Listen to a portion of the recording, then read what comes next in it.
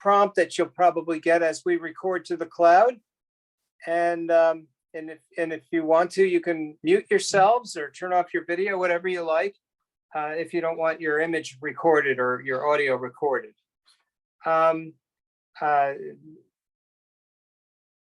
And Jonah, did you say it's all right for people to ask questions during the presentation, or did you want them to hold till after? Please go ahead anytime a question comes to mind. That's great to know. All right, so then Jonah's going to talk about the value of patenting. He's going to talk a little bit about licensing and cross-licensing. And I promised him in the pre-meeting that I wasn't going to read the whole bio.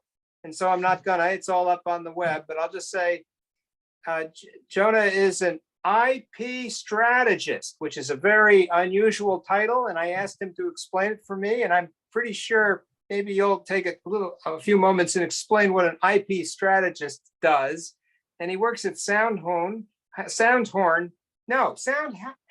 Oh, geez, I'm so badly. Soundhound, a voice AI company where he's responsible for building a high-value international patent portfolio. So I got about as far as the first sentence in your bio. Sorry about that, Jonah. And if you want to say some more, please do. And the floor is yours. Thanks. All right. Thank you very much, Doug, for the kind introduction and not reading it all, because that would make me sound older than I actually am. So yeah, I appreciate the chance to be here today and share a few thoughts. I actually found out about this group from Mike Blake.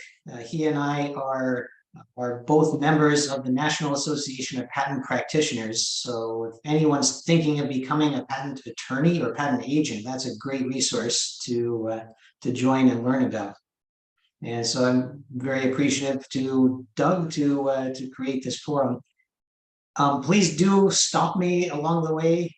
If any questions come to mind. I know this is being recorded and other people might watch it. This group today seems like we're mostly fairly knowledgeable people about inventorship, entrepreneurship, and patents. But on behalf of other people who might watch this later, please stop me if I say anything that doesn't make sense. Or also, if you have any burning comments you'd like to add, please also feel free to interrupt. I won't be offended. I'll just add a few more details beyond Doug's introduction about who I am. So I'm originally an electrical engineer with a focus on computer processor architecture. I worked many years ago on digital signal processors, especially for video image processing. Somewhere along the way, I ended up becoming a patent person. I started writing patent applications and then eventually became a patent agent. And after that, found my way into the AI software industry out in Silicon Valley, working for this Soundhound company that does speech recognition, natural language processing software for virtual assistants. And more recently, I moved to Menlo Park, California, and became an angel investor as another large portion of what I do. My experience as a patent person, though, is in-house exclusively, whereas Mike is outside counsel. He runs his own firm and he's in private practice. My company works with a lot of outside counsel to do a lot of the patent prosecution work. And so, but the world tends to, well, patent people tend to fall into either the in-house or the private practice category. So you have both of us in the meeting today, if you have questions. I wrote a bunch of notes for myself just to discuss, but as Doug was bringing, talking to me a little before this meeting, it seemed like maybe it would be helpful. So I just threw it all on the screen here. And if anyone would like afterwards, I'm happy to send you a copy of these miscellaneous notes just to refresh your memory. So, let's jump in now to the main order of affairs. And I was trying to think about what are the things you can do with patents. And I think there are three main ways to benefit from patents. And when I say benefit, I mostly mean benefit in some kind of financial way. And these aren't the only ways to benefit from patents, but these are the three most common ways we think about. And the first, and I think this is the most common view of patents among regular people, is that patents can be used to prevent other people from jumping into your market. It can be used to basically maintain a monopoly. The inventor gets to have a monopoly on profiting from their invention for usually about 20 years. And there's a lot of caveats, but typically 20 is a good thing to keep in mind. Another thing you can do with patents is license them out and basically allow somebody else to use your patents and charge them rent, essentially, which we call a royalty for the right to use the patents. Occasionally, companies will have patents. This is most common with large companies. They'll have, both companies have a large bunch of patents, and they'll kind of weigh them, who has the most and who doesn't, and they'll just sign a cross-license agreement rather than trying to figure out exactly who invented what. They'll just see who has the most patents, and whoever has the least patents might pay a little money to the one who has the most. That's a cross-license agreement. And then the other use is for investors, for impressing investors with the innovativeness of a company. A lot of people measure companies by their number of patents, and so that's, you know, the ability to raise financing, whether it's a debt financing, a loan, or to sell stock and raise equity financing. Having a lot of patents can impress investors. So we could now maybe dive into each of those a little bit more, but if you have questions or specific things, this is a good chance to stop. Otherwise, yeah, this is Joe Goldberg. The bottom point of impress investors is patent valuation is difficult. I'm interested in valuation. So how do you usually take a look at valuing an individual patent when someone says wants to sell it or license it or whatever it is? To how do you usually come up with a number? Yeah, the first answer is that it's very difficult to be sure. What is a patent worth? It's worth whatever somebody is willing to pay for it. But when you're trying to figure out a methodology to compute the value of a patent, there are three common ways that people use. And I'll start with the least useful one, which is to ask the question of how much did it cost to do the research to invent this patent? In theory, by publishing the patent, other people can avoid doing that much research by reading the patent, and therefore the patent is worth to them whatever the amount of research was that it took. In practice, research often comes up with multiple inventions. Sometimes it takes a lot of research that goes a different direction than would have been needed to make the invention. It's really not a very meaningful way to value patents. The second least useful, or second most useful of the three approaches would be to look at comparable transactions that have happened. So you can see, did somebody else sell some group of patents that are in the same field as yours and about the same age, and had any of them been litigated before it has yours? You find the most comparable deals that other people have done and ask the question of how much did they pay, and that's how much the patent is worth. So comparables. And if I draw analogies to other industries, that first approach of asking how much did the R&D cost, which is how much someone else would need to do to replace it, is, you could call that the replacement cost, which is a common concept in insurance. So an insurance agent would tend to prefer the first way. The comparables approach is very common to how real estate works. When you're trying to figure out the value of a house, you look at other houses in the neighborhood that are the same size or the same number of bedrooms. So that's the theoretical approach. The difficulty with that is that every invention is different, and it reads on a different market, and therefore the value of somebody else's deal between two other people at two different times for at least a slightly different invention is not necessarily the most accurate value for your invention today.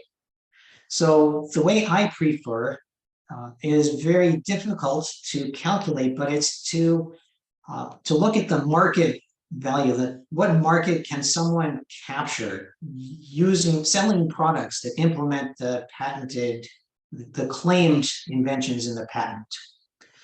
And so if the patent covers some very minor feature of a very low cost product that's sold in low volumes, then it's not very valuable.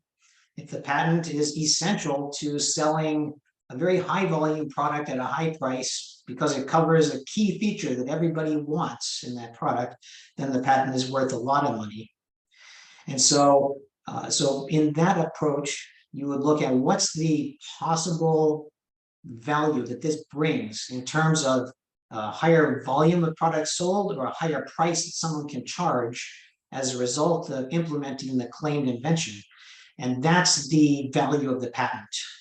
And then the patent buyer can pay for that much or at some discount, or you need to discount it because there's always risks of patents being invalid. And so you never pay for a patent the same full value of the market you could capture. But that's the principle behind it. Thanks. Did that clear it up? All right. Yeah, I think the thing with the future value, though, is that that's an estimate, right? It's usually estimate or guesstimate, depending on the word you want to use. So that's something you have to convince people of. Yeah, and for some reason, the buyers always seem to come up with a lower estimate than the sellers. But they have to negotiate and agree. So yeah. Yeah, so we skipped over a little bit here about the barrier to competition case. So let's take a step back to that, which is the giving yourself a monopoly value of patents. And in that case, in some industries, people, before they start building a product and enter a market, will do a search of the prior art in that market, search for the patents, which you might call a landscape search. And if they see other patents out there, they will decide to not start inventing, selling, building a product in an area where someone else has patents. And so you, the patent owner, are able to continue monopolizing your market, and other people just won't even enter. You won't even know that they thought about entering your market, but you will have protected your market, which is nice. Having patents is still sometimes valuable. Maybe someone has entered your market, or you have a competitor and you're both working on adding one feature after another. And if they're infringing your patent, you can send a polite but threatening letter. This is often best done by an attorney rather than the person themselves, but anyway, you can figure out how to do it. But that polite threatening letter might cause them to stop doing what you've patented. And that would be an ideal, relatively inexpensive way to go about it. But if somebody wants to jump into your market and they either feel like they shouldn't have to or don't want to pay a license fee or stop, then you might have to sue them to get them to stop. And suing is a very expensive proposition in the world of patents. Typically costs as much as $5 million if you have to go all the way through a lawsuit, through a jury trial, and through an appeal. It's very expensive.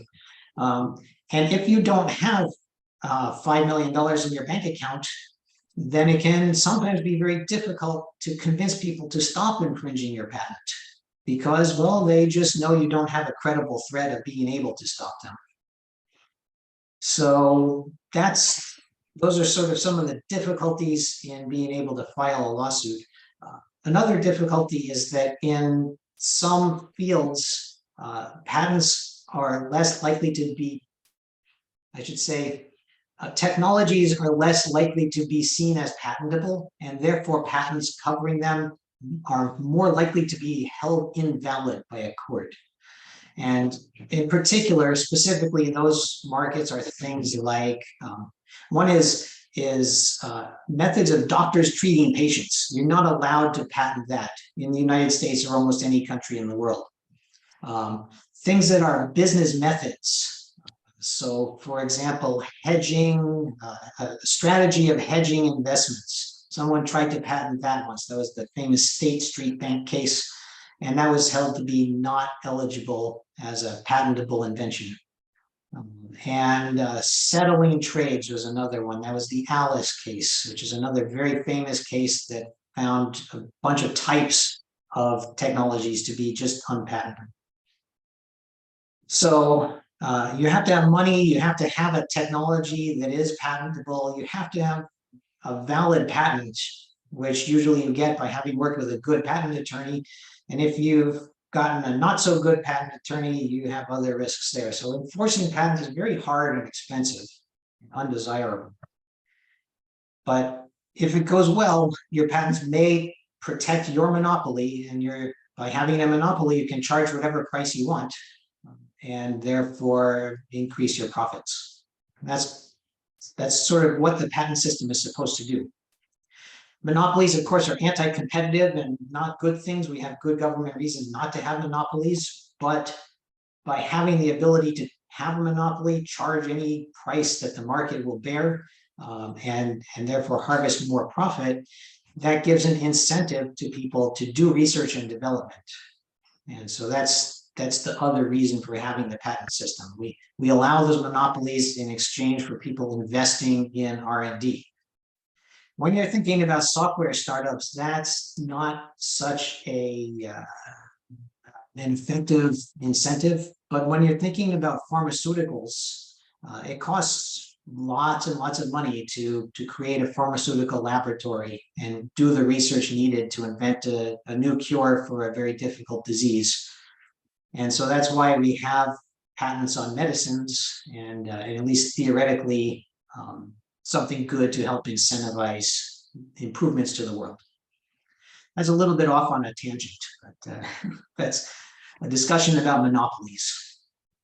So this is Goldberg again, but in the newest patent law, you can do these provisionals now that give you 1 year of protection without a review. And they're kind of easy to do and cheap on your own. So you find a lot of people trying to do that so they can, get a little protection while they're figuring things out.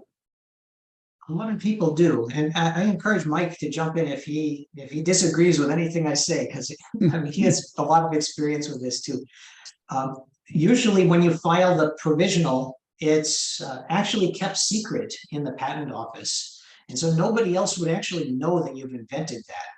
But what it does give you is the ability in the future to show proof that you invented the invention on a certain date. And so if anybody else makes the same invention later, you get the patent and you can enforce it.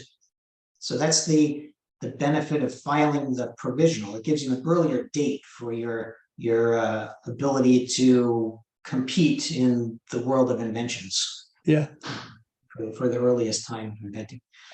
So I got a basic question about that. This is Doug Lyon. So if I understood you correctly, I can file a provisional patent application, thereby establishing priority, abandon the provisional patent application while somebody else does a filing of a regular patent application at a later date, then go back and say, oh, look, that patent should be mine because I invented it and they're not the first inventor because I was the first to file, and it didn't make sense. How would I be able to claim that patent? Yeah, not exactly like that. The patent system is trying to incentivize people to share their knowledge with the world. So if you invent something and file a provisional patent application and you don't do anything with that, it will eventually expire and you will not be able to get a patent because you didn't share your information with the world. Though actually you can file another provisional with the same invention later and try again, as long as nobody else has published the same invention. Now, if you file a provisional and don't pursue it with a regular non-provisional application later, you just won't ever get a patent. And that information might be kept secret and maybe no one else will invent it. But if you file a provisional or not, and you don't pursue a patent, and somebody else comes along and files for a patent, then they can get it because they have done the benefit to the world of sharing their knowledge with the world in the way that you did it. So you wouldn't be able to get a patent and they would in that case. Does that make sense? Might have been a complicated answer. Yeah, it sounds like it doesn't matter if you file a provisional patent application, if your plan is to abandon it after a year because you weren't able to monetize it and somebody else comes along, even though you were first to file, you don't get any benefit from having the ability to prove priority. Right. If you file and don't do anything with it, then you don't get a patent ever. And if you do file the provisional, then you have the ability to use that later if you want. And as you just alluded to, it's a common business strategy to file a provisional and use that 1 year time period to research the market, maybe look for investment and see if you think you're going to be successful with that business. And if not, then you just let that provisional expire. But if it looks like you have a good business, then you definitely want to file the non-provisional and go from there. But Doug, I do believe you're right. If you let it expire, even though it appeared to be priority, it was never published anywhere. So it doesn't get you anything later on after it expires. New people can come along, do provisional if they go on and get a non-provisional patented and all that, it's theirs. Yeah. So this is Mike Blake. So to throw more complexity into this, so if you file a provisional and then you publish a paper describing your invention that gets published somewhere, and then you don't do anything with the patent, the provisional goes expired, well, then you've probably prevented anyone else from taking your invention because you published a paper describing your invention. So no one else presumably would get a patent on it, but basically your invention is open to the public. It's just public domain after you've published it and not done anything with your patent application. So nobody would be able to get a patent and have an exclusive right to practice that invention. That's a new twist, Mike. There is example of that, like cell phone or another product which was filed on the provisional patent and eventually expired, and nobody was able to patent it. The product was successful because everybody jumped in and design and manufacture the product. There is some example, like for example, like used to be a famous story about Segway, right? The Segway was beautiful invention and eventually, didn't make it through on the market. There is some example of famous example of this kind of problem. Yeah, I think the famous example was John von Neumann doing the ditto of the workshop on ENIAC, and the judge during the Unisys trial ruled that publication is a positive barrier to patentability, and therefore disallowed the Unisys patent. Yeah. Wow. I would add that anytime someone publishes a paper or writes an article or makes a blog that discloses an invention, and they haven't filed a patent application, that starts the loss of rights to patent. And in most countries of the world, that immediately bars anyone from getting a patent, because the goal of the patent system is to encourage people to share knowledge. As soon as that knowledge is out there, the government has no reason to give anybody a patent on it. So you have to file first or you lose your rights. The US is an exception in that if an inventor publishes, their invention gets published, it starts a 1 year clock. And so there's a grace period in which to go and file and claim your patent. But that has to happen within that 1 year period. And in other countries, you lose your rights immediately. So if you have an internationally useful invention, file whatever IP protection you're going to want before you publish it. Richard, did that help? Yes. So one more, may I ask you a question about licensing? So technically, if somebody has a patent and it's on sale for licensing, or somebody would like to buy it, let's say I wanted to license your patent, and by default, your patent is valid for 20 years, correct? If I do the business with you and I will ask you, okay, how much you want for licensing? How long I have to pay you that licensing? For the period of the patent validation valid, or that licensing agreement goes beyond 20 years? How that works? One thing about licenses, and let me just say, I'm not an attorney, and nothing I say here is legal advice. Mike is an attorney, but I'm sure that anything he says is not legal advice today either. But one thing about licensing is that every contract is different. It's a contract, and you can put in any terms you want as long as the two sides agree to it. But I think it's typical that a license agreement will run throughout the life of the patent that is being licensed. And most patents go for 20 years from either the date you first filed or the date you filed the provisional, the first time that you disclose something to the patent office. So Yeah, I understand. Yeah. So that's something applies to royalty of the part of the Yeah. yes. yeah, and it's very common that license agreements will cover multiple patents, which will have different expiration dates. And often in those agreements, it will say, you pay a certain amount of royalties while they're all valid, and as different ones start to expire, the amount of royalties in that later amount of the term decreases. Okay. All right. Thank you. Yeah. There is, this is Mike again, sorry. Yeah, what Jonah said is correct, but there has been some case law that if you write a licensing agreement that lasts longer than the 20-year patent term, because you can contract for whatever you want, whatever you guys agree to. So let's say, assume you write a agreement that lasts for 30 years, but the patent term's only 20.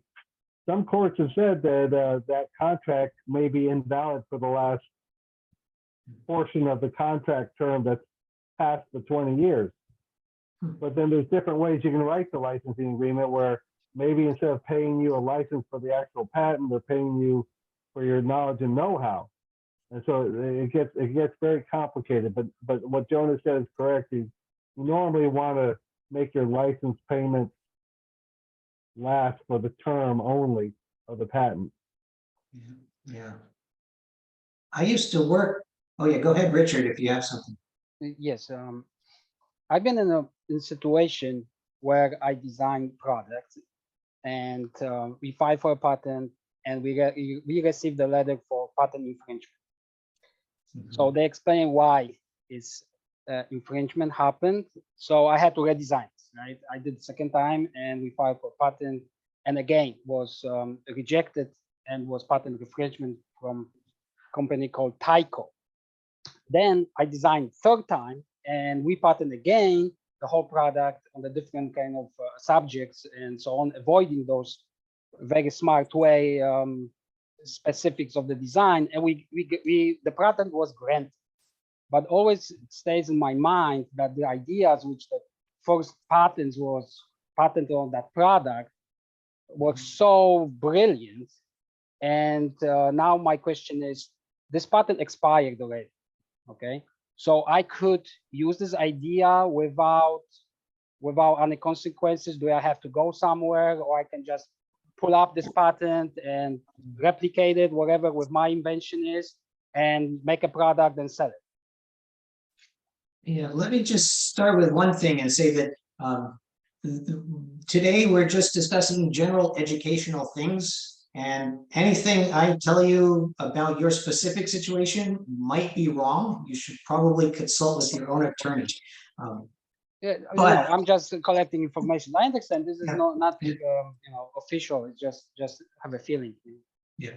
So having said that, one important thing, and I might have been a little confused hearing the situation, but one important thing is to remember that someone else's patents can cover your products, and your patents can cover someone else's products, but your patents have no effect on someone else's patents.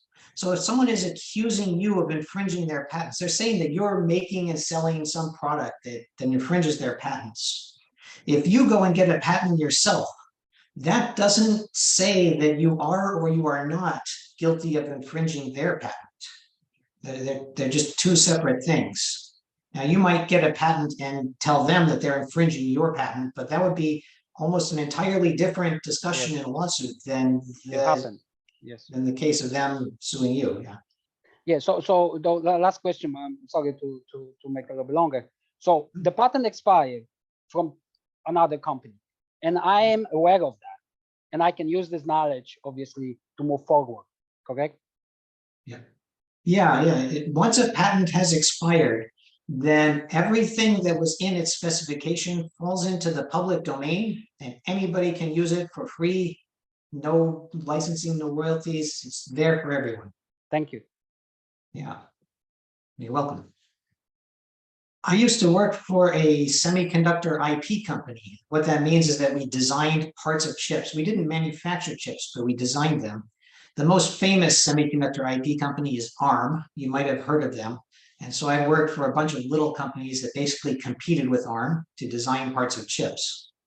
And what we did is the company made all of its money from licensing, but what we licensed was the source code for the design of a processor, along with all of the patent rights. But the customers wanted to work with us because of our source code and our good design and the advantages and benefits it had to their chips. The patents just came along, and that was not the main point of the deal that we would do with our customers. On the other side of the coin, it's possible to have a company that licenses patents and doesn't license any source code, know-how, anything else. If someone is just doing a pure patent licensing company, it's a legitimate business. Some people like to call those companies trolls because, well, they might have a patent and then they wait for someone to make a product, and as soon as someone's making a product, then they go and threaten to sue them and ask for money. But there are companies that license source code. There are companies that license patents alone, and those are different kinds of businesses out there. Trolls might sound like a bad kind of business, maybe unethical or sleazy, but in a way it's not. If you are doing a startup company and you invent something and maybe you don't have the money to commercialize it, or some other company, big company comes along and puts you out of business for some reason that has nothing to do with your patents, you can go and return some money to your investors, or you can go and get some money back by selling your patents to a licensing company, which might be called a troll.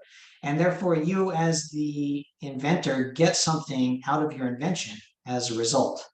The trolls, they're in the business of being able to file lawsuits, and they're all set up for that. So for them, you're giving them something they can use, and in exchange, they're paying you for your invention. So trolls play a part in the inventive ecosystem for some small companies.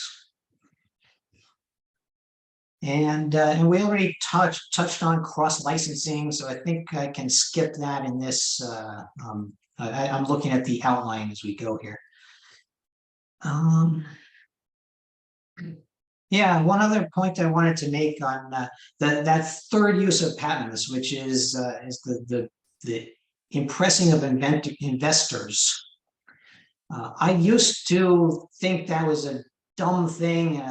No one should care about just having patents for the sake of having numbers of patents. I thought quality is really important. I'm going to put in time and effort to do a great job. As time went on and I learned and I opened my view to what other people are doing in the world, I've come to realize that patents are very useful just as a signal to investors to show that this is an innovative company. Whether it's right or wrong, investors and executives in companies and politicians who want to talk about how great their state or their district or their country is, or even economists, they count patents and use those as data points to justify some decisions that they want to make. Counting, I mean, the result of that is that there's no incentive to have good quality patents, just an incentive to have large numbers. And when you have a relatively experienced patent attorney, as long as you pay the bill, they'll get you a patent. It might not be a very good patent. It might not cover a large market. It might be some very small, minor little thing. But if you have some kind of specification of an idea and you're working with an attorney, they can almost always find some patentable detail in there. And in the past, well, I would have said, that's a waste of money.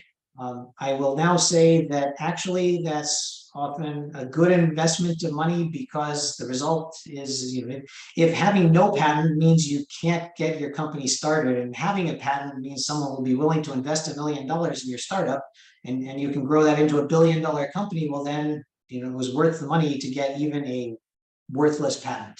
That worthless patent was worth a lot.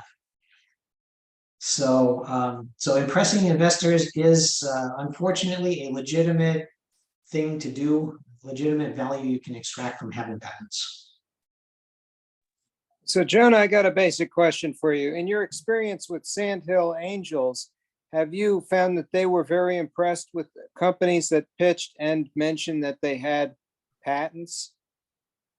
I'm for the record, recording here, I'm a member of Sandhill Angels, which is an angel investment group. When I joined, I was one of the more patent experienced people, and a lot of people said, "Oh, that's great. We're glad to have a patent expert come and join our investing group." Unfortunately, with the number of startups there are in the world, and there are far more than I ever expected. We get about 200 a month, so more than 1,000 startups a year are applying just to our one little angel group for funding. We don't have time to read everybody's patents, and so even I, as much as I'm a purist in wanting to look at the quality of a company's patents, even I will not look until the very later stages of due diligence at their actual patents. I'll just see, how many do they have, and I'll look very quickly at them. So, and as I've gotten into becoming an investor, I have fallen into the bad habits that investors have. Therefore, I have to admit that numbers matter. Jonah, I got a question for you, Jonah. I'm not that much involved on the investing side of things, but when my clients, who are usually often like independent inventors who invent in their garage or basement some new tool or device, I often tell them the lessons that you get from Shark Cage, the TV show, are accurate, even though the show may be kind of, fake about, the deals that are made and stuff. But in order to be a successful inventor, and if you want an investor involved, number one, you want sales to show that there's a market out there, and then number two, have a patent on your device. Do you agree with that based on your experience? Yeah, I agree. I think a lot of times, and it might depend on the stage of your company, but at the very early stages, a lot of seed stage investors, they like to see that you have a patent. Even if they don't read it or know about it, just it's a checkbox that makes them feel more comfortable about the company. If they're serious investors and they're not willing to just take a risk, they want to reduce their risk, they might actually read it and look at the claims maybe. Some investors know the difference between a pending application and a granted patent. Some investors don't, and that does matter a lot, as I'm sure you know, Mike. But yeah, like you say, investors look to see that you have a patent.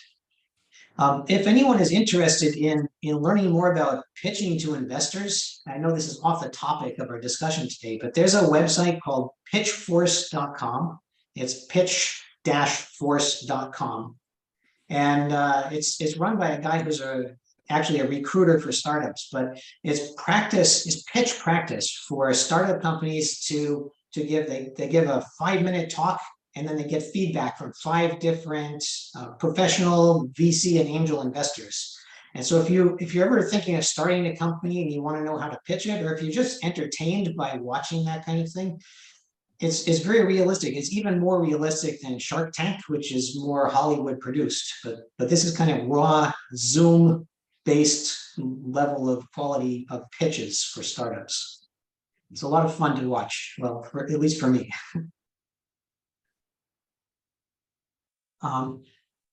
So I know I don't want to run out of time. I wanted to make sure that we have any discussions or questions along the way, but otherwise I'll step through kind of to the next stage of what I was hoping to discuss.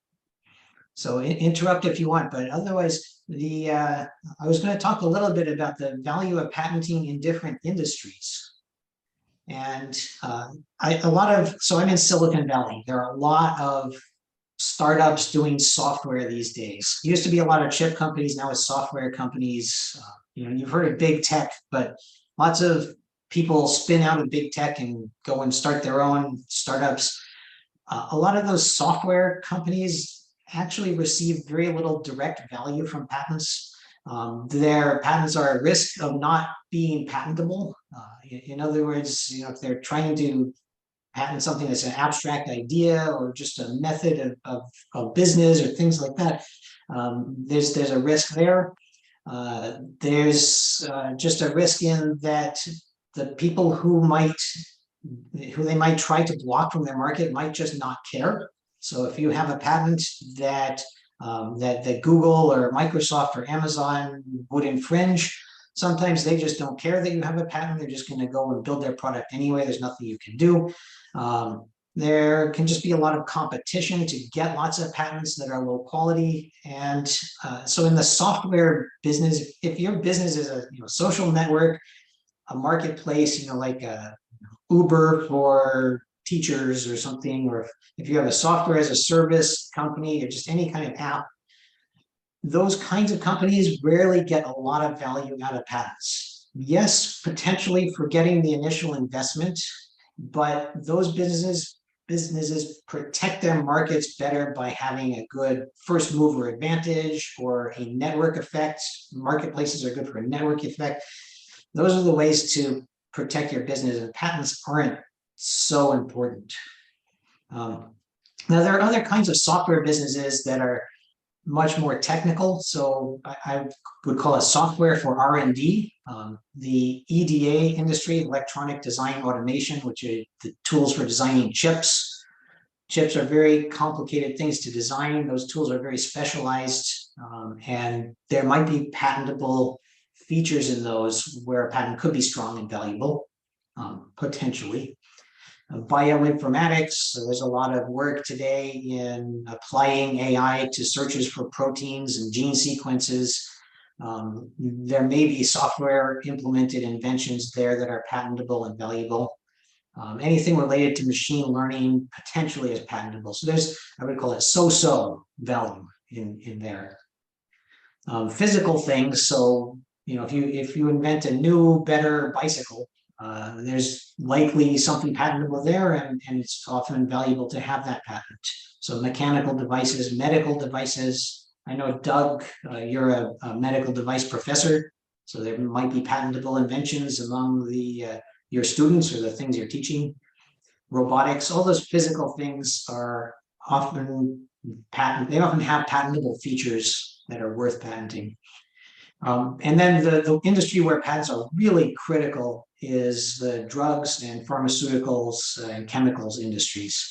So anything that's a pharmaceutical or sequences of nucleotides or amino acids for DNA, RNA, or proteins, those all are generally patentable and give the company the ability to sell a name brand product before generics enter the market. And when you have a name brand product that addresses type 2 diabetes, you have a giant market, and having that monopoly is extremely valuable.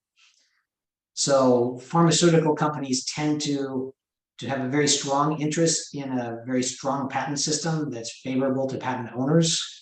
Software companies like big tech, Google, Microsoft, Amazon, they tend to have an incentive or wish for relatively weak, difficult to enforce patents, because that's in the interest of their businesses. And so fun things happen down in Washington, D.C. when the pharma people and the big tech get together and start lobbying for different things in the patent laws. And then you never know what's going to happen. But as you can see, different industries tend to have different amounts of value in patent. And feel free to jump in if anyone has any comments or questions. Otherwise, let's talk about Manny. Yeah, Looks like you're. I thought I'd make a comment about the pharmaceuticals and chemical industries. Yeah, when you have a new entity, biological or chemical, patenting is really important and it's emphasized. But there are other things at play that can be just as important, like getting approval from the FDA. Getting clearance or approval, that kind of thing can be as valuable as a patent. Also, in the case of biological substances, when a company makes something that's essentially the same as what another company made, it's often considered a biosimilar. It's not the same thing. If the process is a tiny bit different, the product can behave very differently, so you need to get a separate approval. So that can be a barrier to other people copying you, and it can be an impediment if you're trying to get in. In the case of the chemical process industries, particular plastics, often many things are not patented. They're kept trade secrets because you can't reverse engineer them. If you've got some kind of chemical process to make plastics and it involves mixing different plastics and processing them a certain way, things happen with the molecules. The molecules can be either straight or curly. They can also be cross-linked. There are connections between different molecules. To some degree, this is true in biological things too, but especially in plastics. And if you think that somebody else will not be able to reproduce what you've got, you may be better off not patenting it. So there, depending on the particular kind of product in pharmaceuticals, biotech, chemicals, patenting can play a different role, and in some cases, it's usual not to patent and keep it trade secret. Yeah, I agree. So as someone who makes a living from patents, I'm very biased, but I'll admit there's value to trade secrets. My concern is that it's hard to erase people's memories. And if people change jobs, and these days people change jobs more often than they did in the past, they might go to a competitor, they might go and start their own company, and then they would know your trade secret. This is true. Even if they're not allowed to tell other people in the world, they'll benefit from that knowledge. So yeah, it can make sense to have trade secrets, but also make sure not to be too trustworthy that they'll stay secret forever. Right, and practice need to know dissemination of information. So if there are several stages in the process, different people may know about different pieces of it, and nobody can share the whole thing. Yeah, I think you probably have more experience with this than I do. I've never worked for large companies with different departments and the secret sharing or secret non-sharing of information between departments, but that sounds like a good strategy. When it's tricky. Often you can do both. You can patent some parts of it and keep other parts trade secrets, and between the two, hopefully hold on to the product. Yeah.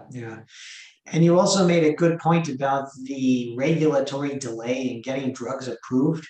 So my angel investing group, we look at so many deals. There are just lots and lots of life sciences deals of all kinds, whether it's medical devices or pharmaceuticals. And you know, we always ask, where are you? You're in animal trials, you're in phase 1, you're in phase 2A, 2B. How many years is it going to be before there's any revenue? And if it's 5 years before there's revenue, there's going to need to be intermediate rounds of financing to bring the company along. And angel investors are reluctant to invest in that because they'll be completely diluted. It's going to take forever for them to get any money out. And it's just tough to get those businesses funded just because of the regulatory delay. It's not my area of expertise, but there are some rules about extending the patent lifetime when the regulatory approval process took a long time. So I don't know. That's all I'll say about it because I don't know anymore. And I see Doug back on video. Yeah, I got a basic question. So at one point, I thought there might be a strategy where you file a provisional, try and monetize it. If it doesn't work, just file another provisional. No one will ever look at the original provisional. But I kind of get the impression that in order to battle the submarine patents, they start the clock on the first time a provisional is filed. Because if there are issues and you keep making mistakes and you try and keep the patent going and wait until a regular patent application has been issued, you essentially allow yourself to extend the life of the patents. And they said, oh, let's put a stop to that. We'll just use the date for the first filing. So do they go back in the file wrapper and take a look at that provisional patent application as patent examiners have access to it, and then proceed to say, oh, look, they filed 5 years ago. We're going to start the clock 5 years earlier. Yeah, so I can jump in, but I'm happy for Mike to jump in on this question too, because this is his expertise also. But I would start by saying one thing is the word submarine patent is a very particular thing, and they kind of did away with those in the early 1990s somewhat. So let's not, I'll just ignore that word for now. But the concept of filing the provisional sets a date. That provisional will not be published ever if you don't file a non-provisional based on it. Or I should say, if you don't file a non-provisional that points to the provisional, it goes away. It's like it never happened. It evaporates into thin air. You can file the same information as a provisional again later, and you can file it 2 years, 3 years, 5 years later. As long as you never file a non-provisional that points to the provisional, then it goes away and disappears like it never existed. So you can at any time in the future decide, okay, now I'm ready for my non-provisional. I think that within the past year, probably no one else invented the same thing, so I will claim the benefit of the date of my provisional. Does that make sense?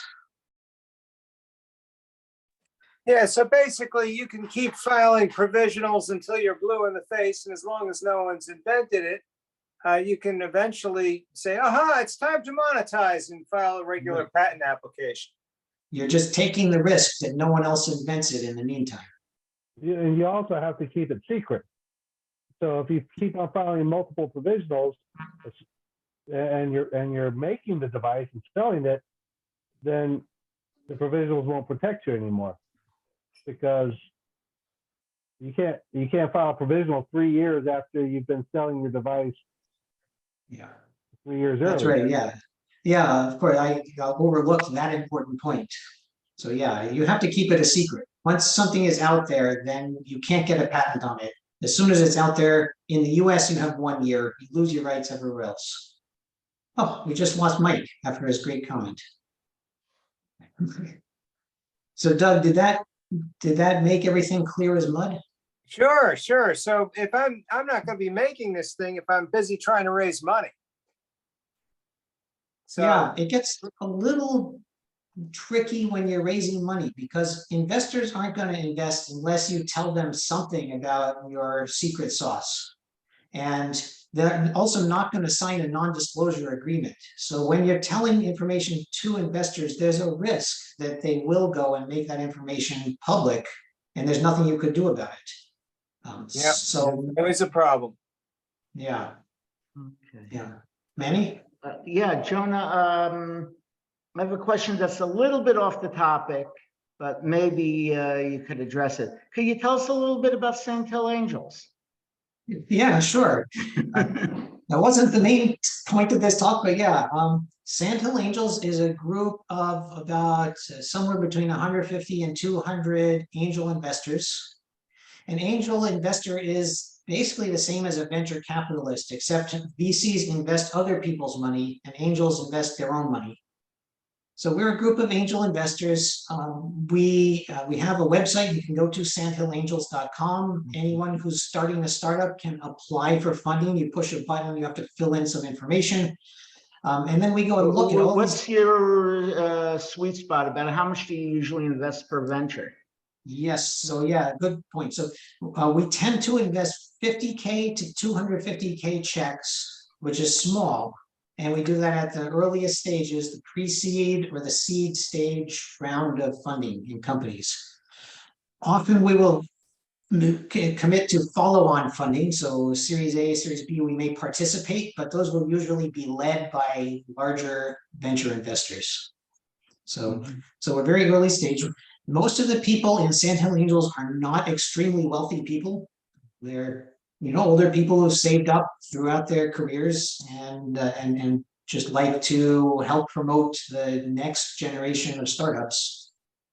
And so we work together to share our knowledge, to evaluate companies, share our time, and find the companies where we all want to put money. Everybody in the group makes their own decision about whether they want to invest in a company or not. So twice a month we have a pitch night. Used to be a dinner, but now it's all on Zoom. Companies come in. We'll invite, I think, up to 5 companies to come and give a pitch. After that, everybody decides how much they want to invest in each one, and then the group invests together. So that from the company's point of view, they just get one check, which makes it simpler for them. And for the investors, we can each invest small amounts, and it just all gets added together, which is nice for us to diversify. So it's a good group, good way to do that. What kind of technologies do you look at? Technologies markets? We are extremely broad. We don't have much expertise or tend to do things in like blockchain, cryptocurrency, things like that. We have some medical professionals. People have been orthopedic surgeons and things, and we get a lot of medical devices, and they like those kinds of deals. We get a fair amount of software as a service and other types of software startups. Those generally work well with angels because they are capital light. They don't need a ton of money to start up. So angels investors are a good match often for software startups. We don't do a lot of spaceships. There are a lot of people, actually, believe it or not, a lot of startups getting involved in satellites and launch vehicles and space stuff. That's very capital heavy. And so we don't tend to invest in much of that. And what does it cost to join the group? Yeah, good point. So the requirements are, there's an annual dues of, I think it's $3,000, and an initiation fee of, I think, $6,000. The group has 3 full-time employees, so those fees pay for those employees. They have to create a new LLC for every investment we make because it's a single investor. They coordinate all the membership. They organize all the deals. It's really hard to keep track of 200 deals a month. It's just a constant flow of stuff. They wire the money out of everyone's bank accounts for them, and they keep track of who put in how much, and when returns come, who gets how much. It's actually a big, complicated organization to run, believe it or not. And so it does cost money to join, but anyone who is an accredited investor is welcome to join. If you are and you'd love to sit in, you can sit in as a guest, a couple of times if you're interested. Watch how these pitches go. You won't see the whole filtering process. There's a lot of stuff behind the scenes, but it's the twice a month company comes in and pitches. Those are kind of fun sometimes. How many of your ventures are outside Northern California? A lot.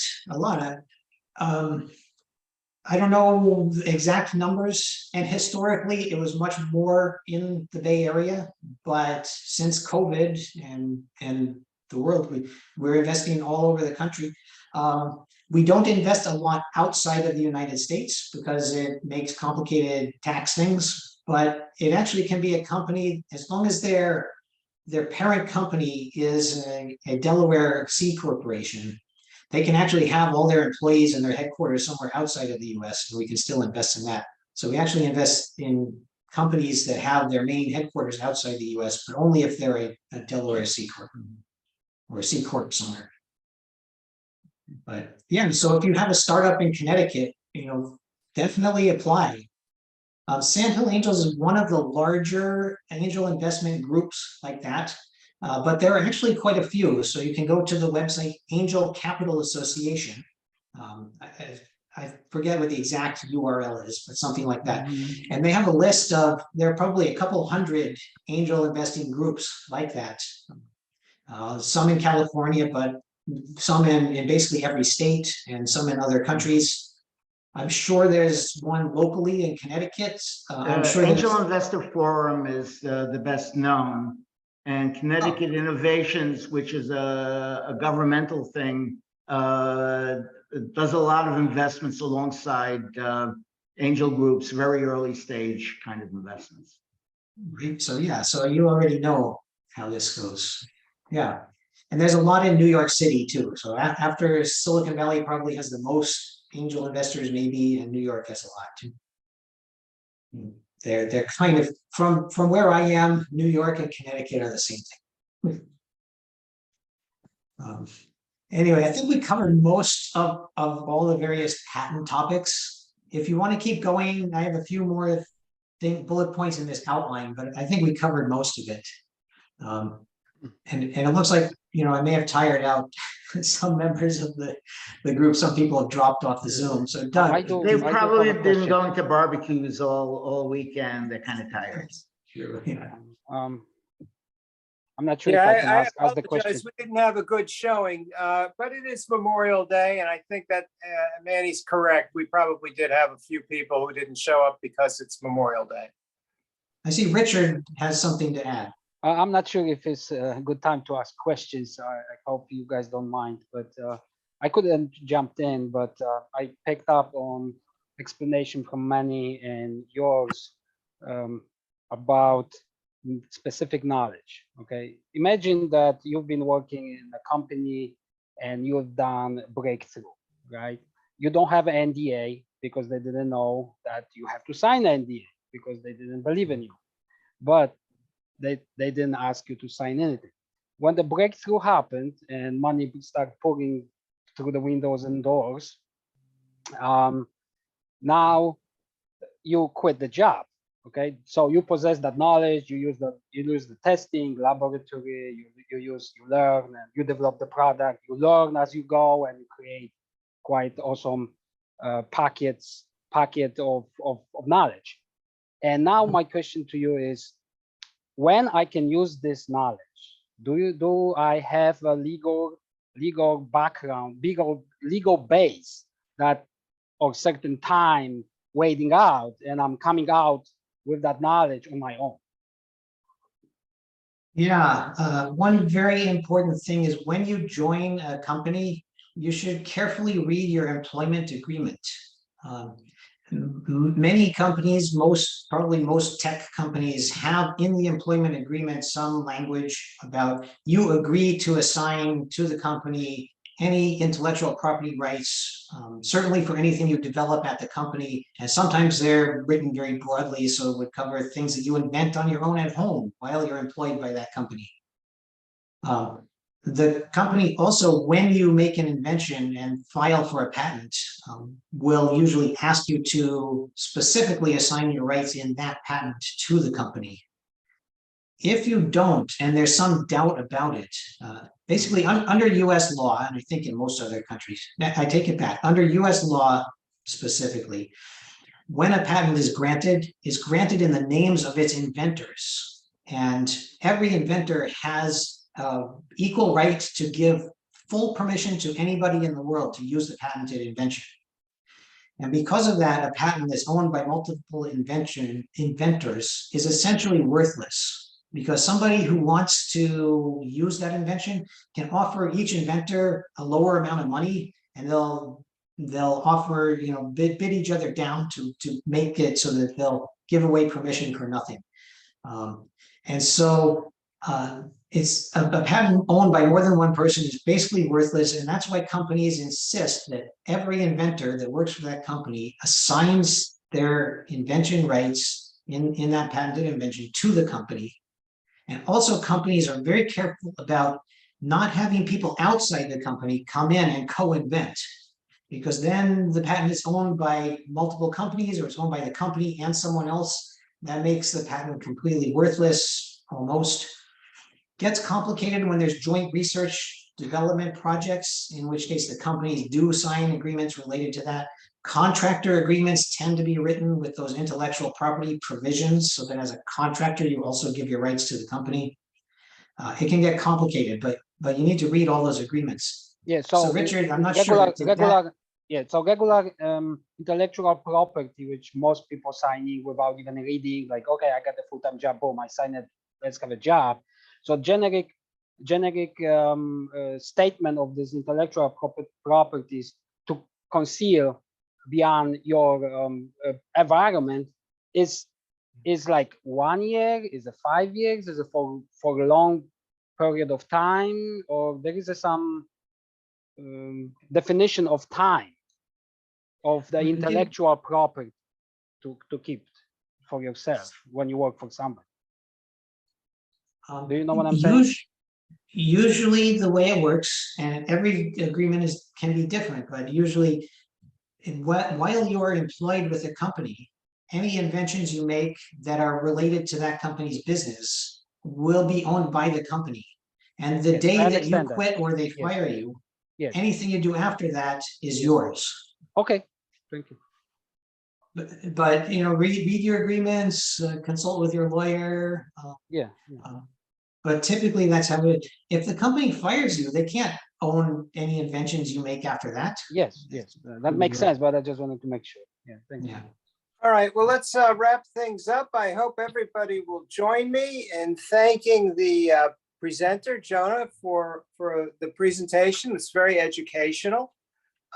Next meeting, we're going to have Mary Howard of the Accelerator for Biosciences in Connecticut do a presentation, and they have competitive grants that they give without any strings attached.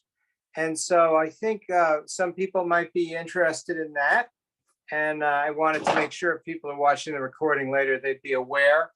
And it's going to be the last Tuesday of the month. I don't remember exactly what the date is, but I'll send out an announcement to everyone. So thanks very much, Jonah. It was a great presentation. And I think what we're going to do, with your permission, is we're going to upload it after the recording has been transcribed by Zoom, so that people can watch it in the future.